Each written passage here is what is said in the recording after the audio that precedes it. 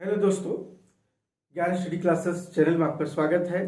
पिछले वीडियो में मैंने बताने का प्रयास किया था कि गुप्त काल के विकास के बारे में, वह जो है स्थापत्य कला के बारे में चर्चा किए थे। और उसी कला के विकास के अंतर्गत आज हम देखते हैं मूर्ति कला, चित्रकला, धातु निर्मित कला जितने भी है उसके बारे में हम चर्चा करेंगे। तो सबसे पहले देखते हैं कि गुप्तकालीन मूर्ति कला, क्योंकि स्थापत्य कला के बाद जो है मूर्ति कला के बारे में देखते हैं। क्योंकि ये गुप्त काल में जो है कला का जो विकास मूर्ति कला है, वह मूर्ति कला में जो है यह गुप्त काल में बहुत ही चरमोत्कर्ष का काल था इस समय। और इस समय जो है धार्मिक वस्तुओं से जुड़ी यानी मूर्तियों के अलावा हम देखते हैं कि स्वतंत्र रूप से मूर्ति का निर्माण इस युग में शुरू हो गई थी। गुप्त काल में इस युग की सबसे बड़ी उपलब्धि थी इस समय मूर्ति का निर्माण करना, यही सबसे बड़ा उपलब्धि था इस समय। यहाँ पर जो है स्वतंत्र होकर यानी स्वतंत्र मूर्ति के निर्माण की परंपरा जो हम देखते हैं वह कहाँ से, वह ग्रीक से और रोमन से, यानी ग्रीक और रोमन से ही जो है हम देखते हैं कि जो प्रभाव हुआ था, यानी ग्रीक और रोमन प्रभाव से ही जो है हमारा हुआ था। यानी दोनों से प्रभाव से ही जो है हम देखते हैं भारत की जो पश्चिमोत्तर भारत में जो है गंधार के कलाकारों से ही प्रारंभ हुआ था, इस समय किया गया था। और कुषाण काल में जो है देखते हैं, जब कुषाण काल हुई तो उस समय जो मथुरा के कलाकारों ने भारत में इसका काफी प्रचार प्रसार किया। और गुप्त काल में जो है इस कला का जो है बहुत ही पराकाष्ठा पर पहुंच गई। कहने का तात्पर्य यही हुआ कि जो है हमारा कुषाण काल के बाद जो है गुप्त काल में जो है मूर्ति कला जो है बहुत ही चरमोत्कर्ष पर थी। और गुप्त काल की मूर्ति कला में हम देखते हैं कुछ जो है इसमें अपनी खास विशेषता थी इसकी, और उस विशेषता के स्थान पर हम देखते हैं बहुत ही सौंदर्यपन और संयमित रूप से और सौंदर्यपन रूप से जो है मूर्तियों को सजाने की प्रदर्शन किया गया। गुप्त काल में हम देखते हैं कि मूर्तियों की सबसे बड़ी विशेषता उसकी क्या थी, निर्माण तकनीक थी। तकनीक थी जो सर मूर्ति निर्माण के जो है ये तकनीक सबसे बड़ा जो है इसकी विशेषता थी। तो हम देखते हैं कि जो है मूर्ति कला केंद्र, ये मूर्ति कला केंद्र हम देखते हैं कि इस समय जो है गुप्त काल में 3 जो है इसके केंद्र थे। एक हमारा मथुरा था, दूसरा जो है सारनाथ था, और तीसरा जो पाटलिपुत्र था। ये हमारा जो था कि मथुरा कला शैली हम देखते हैं, अगर मथुरा कला शैली का उद्भव और विकास कुषाण काल में हुआ था, लेकिन गुप्त काल में जो है चरमोत्कर्ष पर था। यानी इस समय का केंद्र मथुरा बहुत प्रसिद्ध था, यानी पहले से था ही लेकिन गुप्त काल में चरमोत्कर्ष पर था क्योंकि इसमें मूर्ति कला हुआ थी। दूसरी था हमारा जो है सारनाथ का, वह सारनाथ में भी इसी तरह का था। सारनाथ कला शैली जो है बनारस के आसपास से जो सारनाथ है वहीं पर विकसित हुई। और उस समय क्योंकि सारनाथ क्या था, गौतम बुद्ध के जीवन से संबंधित था, यानी बौद्ध धर्म का प्रमुख एक केंद्र भी था हमारा सारनाथ। तो इस तरह से देखते हैं पाटलिपुत्र भी कला का केंद्र था इस समय। और हम देखते हैं कि इसकी विशेषता क्या, सबसे बड़ी प्रभा मंडल जो बुद्ध के पीछे तो जो है बुद्ध के पीछे जो चक्र जो होती है वो प्रभा मंडल है। और इस समय वस्त्र पारदर्शक हो गया था, क्योंकि जिस समय हम लोग देखते हैं कुषाण के काल में देखते हैं कि जो मूर्तियां जो बनाई गई है वो सारा जो है नग्नता के साथ साथ जो है उस समय दिखाया गया, लेकिन इसमें वस्त्र जो है पारदर्शक दिखाया गया। उसने यानी पगड़ी जो है पहने, बुद्ध जो है पहने हुए प्राय जो जितने भी है, यानी प्राय जो है बुद्ध के मूर्ति में पगड़ी पहने हुए हैं। और इस तरह से देखते हैं कुषाण कालीन मूर्तियों में नग्नता और कामुकता का पूर्ण रूप से गुप्त काल में जो है समाप्त हो गई। यानी गुप्त काल में समाप्त हो गई, लेकिन गुप्त काल में क्या हुआ, उसके जगह में जो है शारीरिक आकर्षण को छिपाने के लिए मूर्तियों में वस्त्र का प्रयोग शुरू किया गया। इस सबसे बड़ी विशेषता थी हमारे इस समय गुप्त काल में। यहाँ पर हम देखते हैं कि जो मथुरा से 2 मूर्ति मिली हैं जो मूर्ति कला के अंतर्गत देखते हैं पाषाण निर्मित का। दोनों जो है खड़ी मुद्रा में है और ऊंचाई कितनी है, 7 फुट 2.5 इंच है। इसी प्रकार हम देखते हैं कि जो है सारनाथ की जो बुद्ध की मूर्ति ये भी पाषाण निर्मित है, लेकिन लगभग देखते हैं 2 फुट 4.5 इंच जो है ऊंची है। और बुध जो है पद्मासन के रूप में जो विराजमान है या धर्म चक्र प्रवर्तन मुद्रा में इस तरह से जो है मुद्रा में वह है। इसी तरह प्रभा मंडल है, जो इसके प्रभा मंडल क्या अलंकृत है, जो पीछे का जो प्रभा है जो गोल होती है वो क्या है पूरी तरह से अलंकृत किया गया है। तीसरा हम देखते हैं कि जो है सुल्तानगंज भागलपुर से जो है जो मिली है धातु निर्मित। देखिए सबसे पहले चीज है कि इसमें धातु निर्मित ताम निर्मित मूर्ति यानी तांबा का जो है ये मूर्ति है। ये 7.5 फुट ऊंची है। ये हमारा जो बुद्ध की मूर्ति है, क्या है बुद्ध की मूर्ति है। ये तो सबसे पूछा जा सकता है, ये क्वेश्चन जो बहुत इंपॉर्टेंट है कि जो है ताम्र निर्मित जो है तांबा से जो निर्मित किया गया है सुल्तानगंज से ही मिली है। तो ये कहाँ से मिली है ताम्र निर्मित मूर्ति? सुल्तानगंज से ही मिली हुई है, जो भागलपुर में जो बिहार में पड़ती है। उसी तरह जो है इसमें से में बहुत सारे से सिविल सर्विस में जो है परीक्षाओं में जो है पूछे जा सकते हैं, अब पूछे जाते भी हैं इस क्षेत्र से, मूर्तिकला के क्षेत्र से। तो सारनाथ हमारा और ये मथुरा और पाटलिपुत्र कला का केंद्र था मूर्तिकला का। और इस गुप्त काल की जो है चित्रकला के बारे में, क्योंकि इस समय जो है चित्रकला के जो है गुप्त काल में जो है गुफा चित्रकला और भित्ति चित्रकला दोनों का प्रयोग किया गया है। तो सबसे पहले देखते हैं कि अजंता, एलोरा और जो है बाघ की गुफाएं का इस बारे में चर्चा करेंगे। तो सबसे पहले देखते हैं कि अजंता की जो गुफाएं हैं, वह अजंता की गुफाएं है ये महाराष्ट्र की जो है औरंगाबाद जिले में स्थित है, औरंगाबाद जिला में। और ये पश्चिमी घाट यानी पश्चिमी घाट सह्याद्री पहाड़ियों में जो है ये स्थित है और ये बागोर नदी के निकट ही है। ये हमारा अजंता की गुफाएं। और इसकी खोजकर्ता करने वाले जो थे वो 1819 ईस्वी में जॉन स्मिथ ने किया था। इसी तरह देखते हैं ये जो अजंता की जो गुफाएं है उसकी आकार कैसी है, उसकी घोड़े की आकार यानी घोड़े के जो है नाल के आकार, क्या है घोड़े के नाल के आकार, घोड़े के नाल आकार। तो ये जो आकार होती है वह जो है घोड़े की इस तरह से जो है दिखाया गया है। तो इस तरह से घोड़े की नाल के आकार की जैसी ये गुफा हमारा अजंता गुफा है। इसी तरह जो है यहाँ पर टोटल जो है देखते हैं 29 या 30 मानी जाती है ये की गुफाएं हैं, यानी 29 गुफाएं जो है मानी गई है। और 30 भी कहते हैं, किसी को मिलती है 30 है, लेकिन 29 गुफाएं जो है।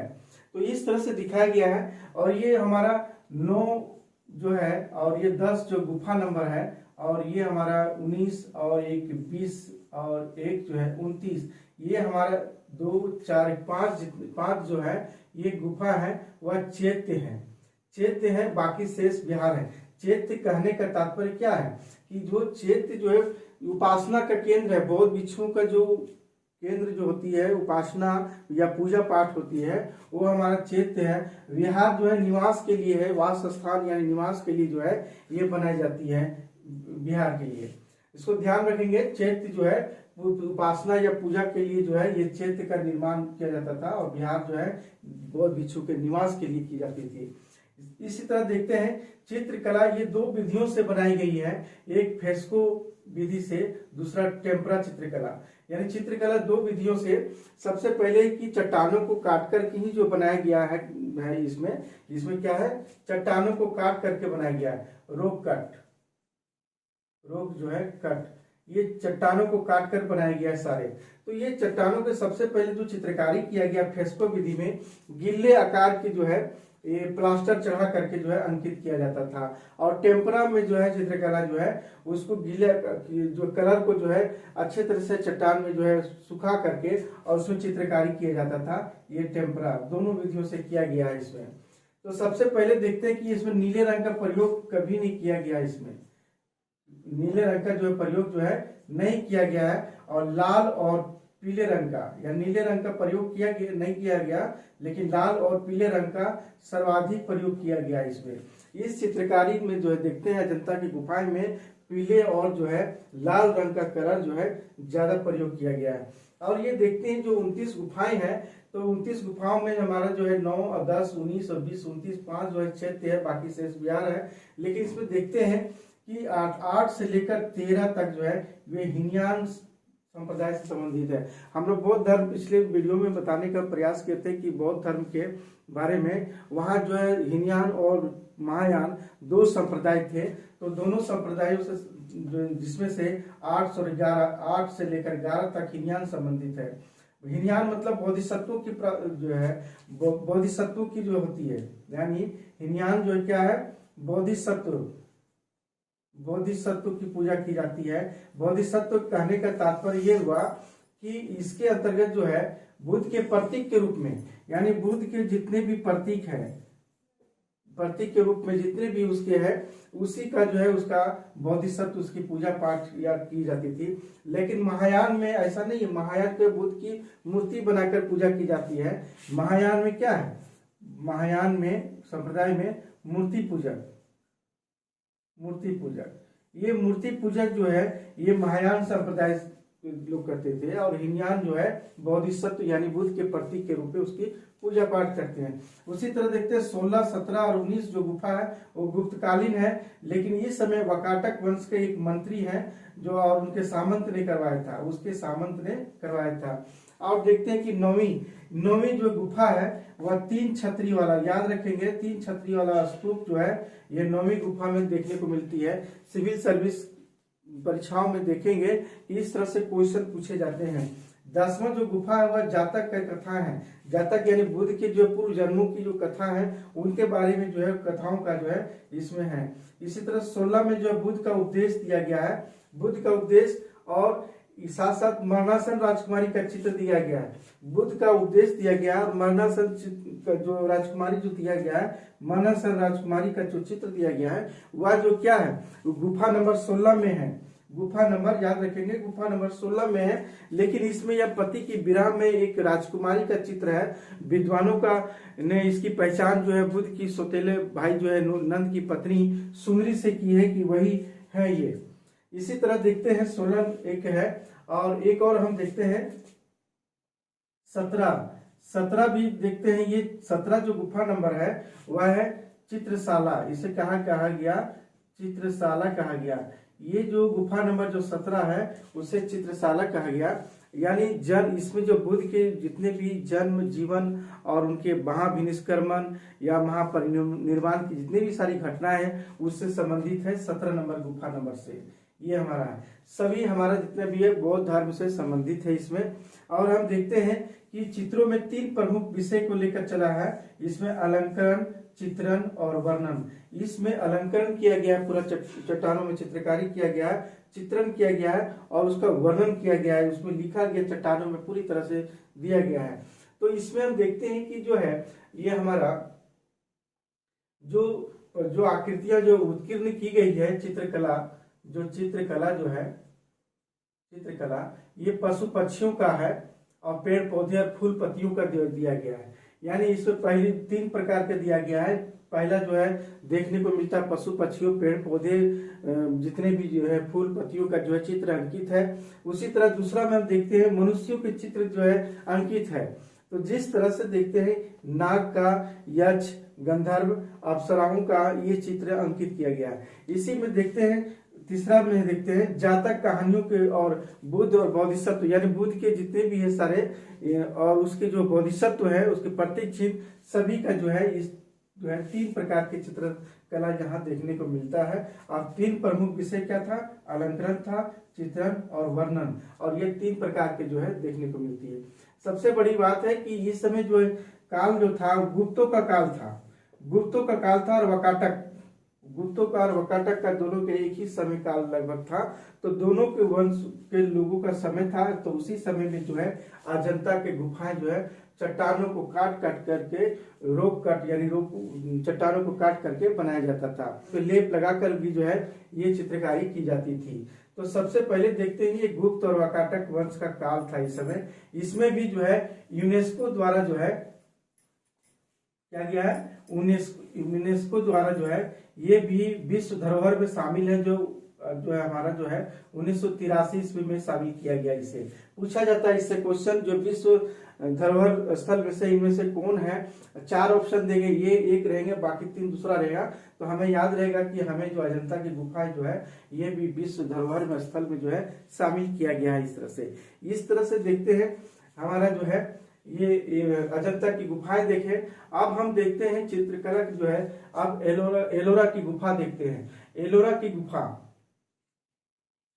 हम लोग थोड़ा ध्यान में रखेंगे इसका। तो एलोरा की गुफाएं में जो है ये भी महाराष्ट्र के औरंगाबाद जिले में कुछ दूरी में ही जो है ये भी जो है एलोरा की जो गुफाएं हैं। और ये हमारा जो था जो है पश्चिमी घाट के सह्याद्री की पहाड़ियों में, ये वेरुल की पहाड़ियों में है। वेरुल की गुफाएं जिसके नाम से जाना जाता है यहाँ पर, और ये महाराष्ट्र के औरंगाबाद जिले में ये भी स्थित है। यानी हमारा अजंता की गुफाएं से कुछ दूरी में जो है, कुछ दूर जो है ये भी औरंगाबाद जिले में स्थित है, लेकिन ये वेरुल की पहाड़ियों में वेरुल की गुफाएं के नाम से जानी जाती है। यहाँ मात्र देखते हैं कि 34 गुफा देखने को मिलती है, जो बौद्ध धर्म से संबंधित जो है 1 से 12 नंबर जो है गुफा देखने को मिलती है इसमें। यानी इसमें 12 हो गया। और इसी तरह जो है ये 34 गुफाओं में हिंदू धर्म से संबंधित है, जो 13 से 19 है। ये जो है 13 से 19 17, यानी 17 गुफाएं जो है हिंदू धर्म से संबंधित है, ये हमारा एलोरा। इसी तरह जो है जैन धर्म से संबंधित है, जो 30 से 34 है, ये हमारा जो है 4। तो इस तरह से जो है देखने को मिलता है। और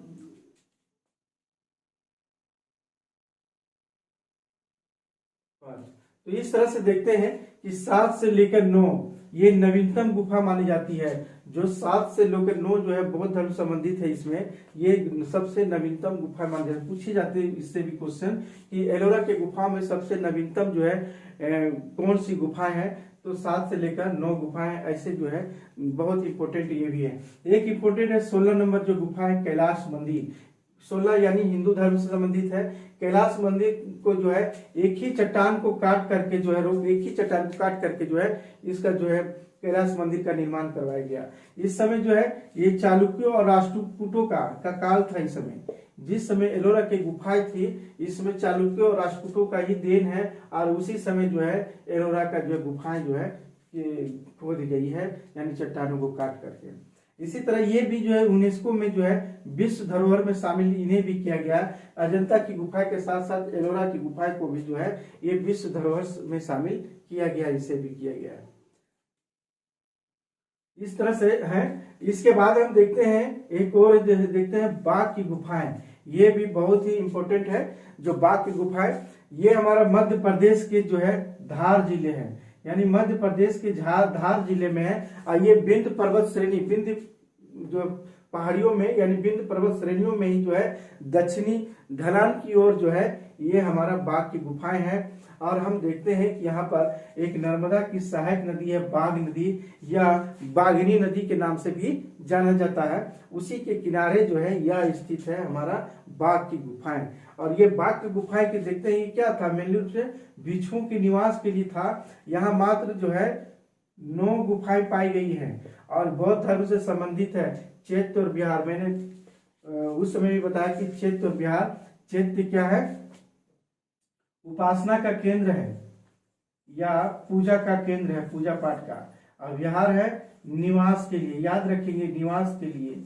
ये बहुत सारा जो है लोग कंफ्यूज हो जाते हैं कि चैत्य और विहार क्या है, लेकिन चैत्य उपासना या पूजा का पद्धति का उस समय चैत्यों में होती थी, और विहार जो है निवास के लिए यानी भिक्षुओं के निवास के लिए रहा करते थे। तो यहाँ पर हम देखते हैं कि बाघ की गुफाएं में जो है ये सबसे पहली बात है कि स्त्रियों के चित्र यहाँ अंकित किया गया है, पशु पक्षियों के भी चित्र अंकित किया है, और लोगों के यानी लोगों के जीवन से संबंधित सारे जो है जीवन से संबंधित जो चित्र अंकित किया गया है इस गुफाओं में। तो इसको ध्यान में रखेंगे। इसी तरह जब खोज हुई इसकी, तो खोज जो 1818 इसमें डेंजर फील्ड ने ही किया था इसको, और डेंजर फील्ड ने किया था। और एक और इसमें देखते हैं कि गुफा नंबर जो है हमारा जो है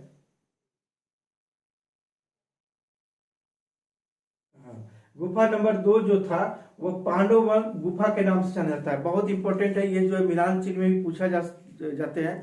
खास करके हम देखें कि ये नीट का की या सिविल सर्विस में भी देखने को मिला है, ये ऑप्शन दिया जाता है, उसको मिलान करना पड़ता है। तो पांडव गुफा जो है हमारा गुफा नंबर 2 में है। 3 में हाथी खाना के नाम से जाना जाता है इस गुफा में। और चौथा में देखते हैं रंग महल, नाम दिया गया है चौथी गुफा का। और बाकी जितने भी 1 से लेकर जितने भी हमारे 9 तक है वो हमारा शेष जो है नष्ट हो गया है, सारा नष्ट हो गया। और ये गुप्तों और वकाटकों का काल था। जिस समय अजंता की गुफाएं बन रही थी उसी समय जो है ये हमारे बाघ की गुफाएं हैं। क्या है? बाघ की जो है गुफाएं हैं। तो बाघ की गुफाएं के क्या है, यानी समकालीन है, अजंता के समकालीन, अजंता के समकालीन है हमारा ये हमारा बाघ की गुफाएं। ये ध्यान रखेंगे कि अजंता के समकालीन था। ये भी गुप्त और वकाटकों वंशों का काल था। और इस समय भी जो है हमारा गुप्तों का और वकाटकों वंशों का भी काल था। तो ये ध्यान रखेंगे। और इस तरह से बहुत सारे से क्वेश्चन इसमें आंसर क्वेश्चन पूछे जा सकते हैं इससे, और बहुत ही इंपॉर्टेंट है ये। इसको आप नोट कर लेंगे और इसको थोड़ा सा ध्यान से सिलसिलेवार ढंग से आप लिखेंगे, एक बेहतरीन नोट्स भी तैयार होंगे, इसको आप ध्यान रखेंगे। तो आज की क्लास जो है यही समाप्त करते हैं।